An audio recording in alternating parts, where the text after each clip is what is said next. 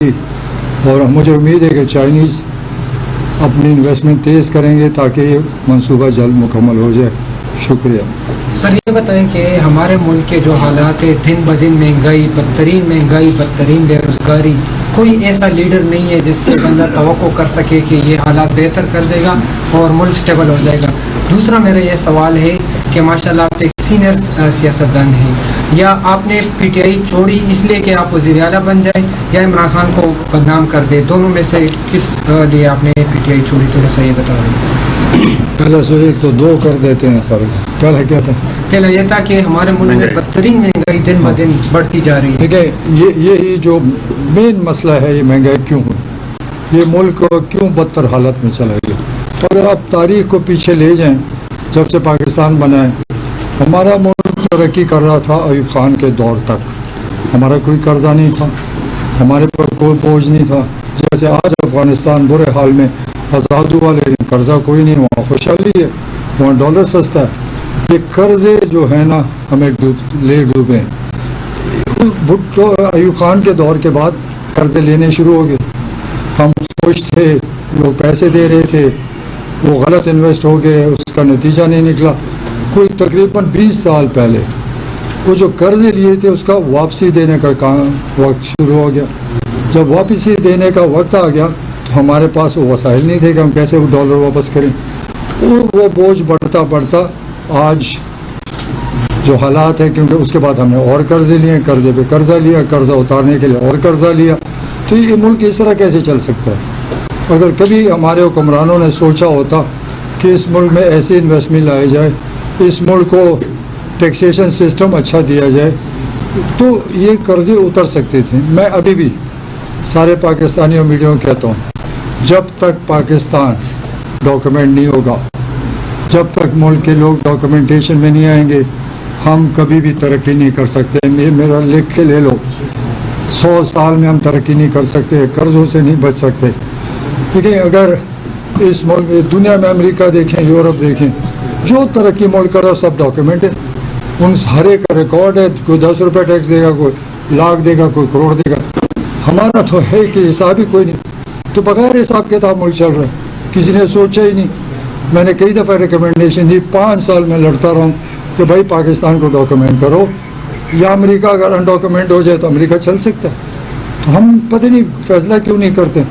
تو پھر میں دوبارہ دہراتا ہوں، پاکستانیوں، جب تک پاکستان ڈاکومنٹ نہیں ہوگا یہ ملک کبھی ترقی اور خوشحالی نہیں آئے گی. کیونکہ میں دیکھتا ہوں کہ ڈاکومنٹ ہو جائے اور صحیح ٹیکس آنا شروع ہو جائے تو آج اگر ہمارا 7,000 ارب ہے، یہ 70,000 ارب تک جا سکتا ہے. ہمارے قرضے بھی اتر سکتے ہیں، ہمارے جو مہنگائی ہے یہ بھی رک سکتی ہے. اور پھر ڈالر کا مسئلہ پڑتا ہے. اب ڈالر کیسا لائے جائے؟ اگر ہمارے پاس پاکستانی روپے آ گیا ڈاکومنٹیشن سے اور ٹیکسیشن سے صحیح طریقے سے، تو ہمیں پھر پاکستانی روپے کی کمی نہیں ہوگی، پھر ہمیں ڈالر کی کمی ہوگی. اب ڈالر کیسے لانا ہے؟ اگر ہم انویسٹر کو جو انڈسٹری میں انویسٹ کرتے ہیں ٹیکس فری کر دیں کہ آپ انڈسٹری لگائیں، ہم کوئی ٹیکس نہیں لیتے، تو ادھر سے ڈالر آنا شروع ہو جائے گا. اور اگر ہم ایکسپورٹرز کو ٹیکس لینا چھوڑ دیں اور ایکسپورٹ ہماری بڑھے گی اور ساتھ ڈالر آئے گا. ایک طرف سے ہمیں پاکستانی روپے آئے گا، دوسری طرف سے ڈالر آئے گا. یہی ایک سسٹم ہے، ساری دنیا اسی پہ چل رہی ہے. ایکسپورٹ ان کے بڑھ رہے ہیں، امپورٹ پہ ڈیوٹیاں کم تر ہے. تو یہ ہمارے جو فالٹس ہیں وہ سامنے نظر آ رہے ہیں، لیکن کسی کا ارادہ میں نہیں دیکھا. سر صاحب یہ بتائیے گا کہ دوسرا سوال کا جواب تو نہیں دیا سر آپ نے. دوسرا وزیر اعلیٰ بننے کے لیے پی ٹی آئی چھوڑی یا عمران خان کو بدنام کرنے کے لیے؟ میں تو عمران خان کو کبھی بدنام نہ کیا نہ کروں گا. میں پالیسیز کی بات کرتا ہوں، جو غلطیاں اس کی بات کرتا ہوں. اگر سچ بولنا کسی کو برا لگتا ہے تو مجھے کیا ہے، میں سچ بولوں گا. میں حلف اٹھا کے بات کی ہے کہ میں جب سے پارٹی بنائی ہے نہ جھوٹ بولوں گا نہ جھوٹا وعدہ کروں گا. کوئی میرے باتوں کو چیلنج کرتا ہے، میرے ساتھ آ کے بیٹھے، میں بتاؤں گا میں نے کیا کہا. تو میں تو ان کی پالیسیز کی بات کرتا ہوں کہ 4 سال میں ہم نے ڈیلیور نہیں کیا. 4 سال جو ہم نے وعدہ کیا تھا نئے پاکستان کا وہ نہیں بنا سکے، ایک قدم نہیں لے سکے، اکانومی ٹھیک نہیں کر سکے، روزگار نہ دے سکے، انصاف نہیں دے سکے. تو ہم اس لیے آئے تھے کہ ہم انصاف بھی نہیں دیں گے، ملک کو بھی ترقی بھی نہیں دیں گے. تو میں نے کیوں چھوڑا؟ میں کئی سالوں سے سوچتا رہا کہ میں 2-3 پیپلز پارٹی میں رہا، پی ٹی آئی میں رہا، اس سوچ سے آیا تھا کہ ملک کے لیے بہترین پارٹیز ہیں، میں وزارت چھوڑ کر آیا، لیکن جب میں نے وہاں دیکھا تو وہ چیز تو ہے ہی نہیں۔ اور پھر جو مسئلہ بن گیا، ہم ایک ایسے جال میں پھنس گئے، یہ آپ نے آپ کو بتا دیا کہ ہم نے جھگڑا اپنے انسٹیٹیوشن سے ڈال دیا، جو نہیں ہونا چاہیے۔ ملک میں اگر ہم اپنی فوج سے لڑیں اور ان کو کمزور کریں تو یہ ملک تو ویسے ہی چاروں طرف سے دشمنوں سے گھرا ہوا ہے۔ تو میں نے اس وقت فیصلہ کیا کہ میں ساری عمر ان لوگوں کی خدمت کرتا رہا ہوں، ان کے لیے محنت کرتا رہا ہوں، رزلٹ دیے، ایمانداری سے کام کیا، تو کیوں میں ساری عمر ان کے پیچھے جاؤں، خود کیوں نہ اپنی پارٹی بناؤں۔ میں نے چھوڑا اس لیے، میں کہیں پارٹی کسی اور میں نہیں گیا۔ میرے جتنے پارلیمنٹیرینز ہیں سب نے فیصلہ کیا کہ ہم کسی پارٹی میں نہیں جائیں گے، ہم اپنی پارٹی بنائیں گے اور انشاءاللہ اس کو آگے لے کر جائیں گے۔ تو میں نے اس لیے پارٹی بنائی کہ 5 سال اس ملک میں لوگ منشور دیتے ہیں، کہانیاں اور باغ دکھاتے ہیں اور سنہرے خواب دکھاتے ہیں، جب حکومت میں آتے ہیں نہ منشور ہوتا ہے نہ اس پر امپلیمنٹیشن ہوتی ہے۔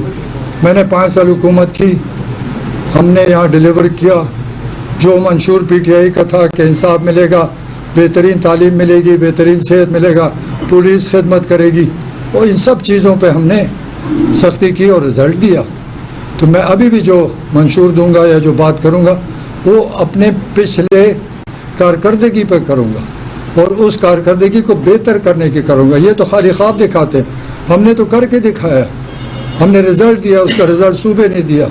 تو ہم تو ہوائی باتیں کریں گے نہیں، جو کر سکیں گے وہ وعدہ کریں گے، جو نہیں کر سکیں گے جھوٹا وعدہ نہیں کریں گے۔ خٹک صاحب، الیکشن کے اوپر بھی تھوڑا سا بات کر لیں کہ آپ کیا سمجھتے ہیں کہ یہ جو الیکشن ہے ہو جائے گا کہ نہیں؟ اگر ممکن نہیں ہے تو کون سے عوامل ہیں جو آپ کو سیاسی جو بصیرت ہے اس کے تحت جو آپ کو نظر آ رہا ہے کہ مطلب مشکل ہے کہ یہ آن ٹائم ہو جائے گا یا اس ٹائم تک ہو جائے گا؟ جو اس وقت قانونی یا آئین کے مطابق تو نظر آ رہا ہے کہ الیکشن فیبرری کے اینڈ تک ہوں گے، لیکن میرا جو شک ہے، جو میں کہتا رہتا ہوں، اگر یہ پارٹیز یا کوئی کورٹس میں چلے گئے اور عدالت کی وجہ سے یہ 4-5 مہینے ڈیلے ہوتے ہیں تو الیکشن فیبرری سے بھی آگے چلے جا سکتے ہیں، کیونکہ یہ الیکشن بغیر حلقہ بندیوں کے نہیں ہو سکتے، کیونکہ ہمارا انصاف کہتا ہے کہ جب نئی حلقہ بندیوں کی نوٹیفیکیشن ہو جائے تو پھر نئے حلقہ بندیاں سے الیکشن کرنا پڑے گا، اور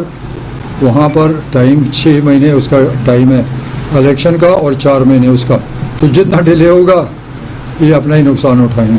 خبر صاحب یہ بتائیں کہ عمران خان کے ساتھ جو خانہ کے حوالے سے جو ہو رہا ہے، ان سے پہلے بھی لوگوں نے خانہ سے یہ آپ اس کو کس نظر سے لیتے ہیں، اس کے ساتھ کیا ہو رہا ہے؟ دیکھیں، اگر پہلے بھی کسی نے لیا ہے تو میرے خیال میں آپ کورٹ میں چلے جائیں، ان کے خلاف جو بھی چلا جائے گا وہ پھنس جائیں گے۔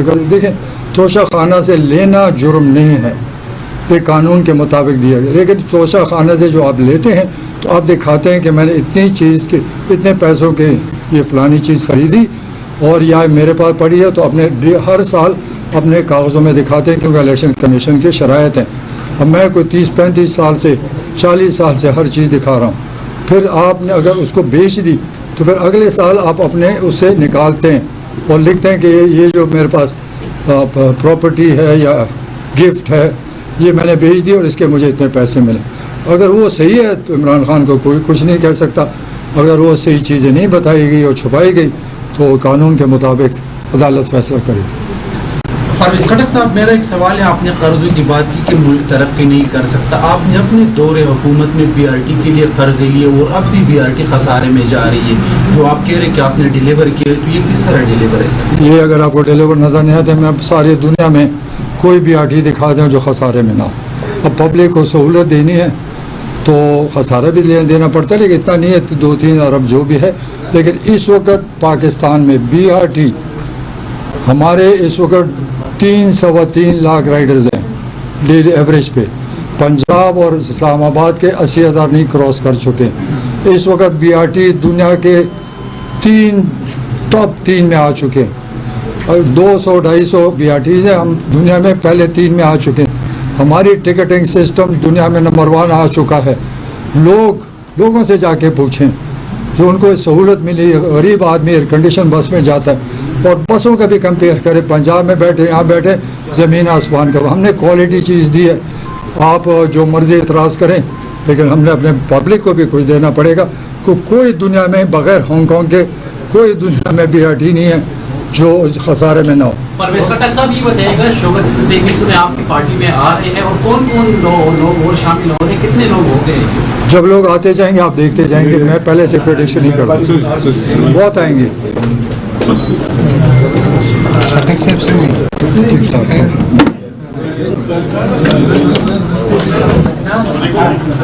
सबसे पहले मैं हमज़द अजीज़ साहब का शुक्रिया अदा करता हूँ, मुबारक देता हूँ। इतना ज़बरदस्त इन्होंने इनिशिएटिव लिया है कि मैं सोच भी नहीं सकता। जब मैं यहाँ आ रहा था तो मुझे नहीं पता कि मैं इधर क्या प्रोग्राम है, लेकिन जब मैंने सब देखा कमाल का काम शुरू किया। और ये चाइना और पाकिस्तान सबको पता है हमारे बेहतरीन दोस्त हैं, हमारे हमदर्द हैं, हमें सारी हर वक्त उन्होंने हमारी मदद की। मेरी दुआ है काश हम भी उनकी मदद कर सकें, हमें भी इस लेवल पर अल्लाह ले जाए। तो ये जो इनिशिएटिव है ये बहुत ज़रूरी था क्योंकि उनका कल्चर, उनकी जो चाइना के बारे में बहुत कम लोगों को पता है। और स्पेशल इनिशिएटिव जो लिया इन्होंने कि लैंग्वेज सिखा रहे हैं। मैंने चाइना गया हूँ 3-4 बार, अगर हमारे लोगों को चाइनीज़ पढ़ना और सीखना आ जाए तो बाकी बहुत बड़ी दुनिया है, वहाँ पर हर चीज़ में सेटल हो सकते हैं, कारोबार भी कर सकते हैं, जॉब भी कर सकते हैं। तो ऐसे इनिशिएटिव पाकिस्तान में लेना बहुत बड़ी बात है और ख़ास तौर पर मैं सारे सूबे की तरफ से इनको मुबारक देता हूँ कि हमारा जो सूबा है वो भी तकरीबन हमारा सब कुछ जोड़ा हुआ है CPEC के साथ, अफ़गानिस्तान के साथ, वेस्ट ये जितने ममालिक हैं इस साइड पे उनसे हमारा सब कुछ जोड़ा हुआ है। तो अल्लाह करे कि इस मुल्क में अमन आए, तरक्की हो, खुशहाली आए, क्योंकि हमारे मुल्क की ज़रूरत है। इस वक्त हालात ऐसे हैं कि हमें बहुत मेहनत करनी पड़ेगी। तो मैं आपको फिर दाद देता हूँ कि आप बाहिम्मत हैं, अपनी हिम्मत जारी रखें। इंशाल्लाह जो हमारी तरफ से हो सका हम ज़रूर आपको सपोर्ट करेंगे। आपका सवाल कि हमारे दौर में चाइना के साथ ताल्लुक़ ख़राब थे, ऐसा कोई बात नहीं कि CPEC अपने प्रोग्राम के मुताबिक चल रहा था। कोई ऐसा एक शोशा छोड़ा गया था जो मैं नहीं मानता हूँ, क्योंकि मैंने ऐसी चीज़ कोई नहीं देखी। क्योंकि ये जो CPEC है इसने तकरीबन 2025 में मुकम्मल होना है। मुकम्मल इसका स्ट्रक्चर, बिजली, जो भी ज़रूरियात है इंडस्ट्री के लिए वो 2025 में मुकम्मल होगा। और सही इन्वेस्टमेंट जो है वो 2025 से बाद में चाइना ने शुरू करनी है, जो हमारा उनके साथ शुरू से एग्रीमेंट है। तो ये CPEC मुल्क के लिए ज़बरदस्त एक मंसूबा है, इससे हमारा मुल्क भी तरक्की करेगा, खुशहाली भी आएगी।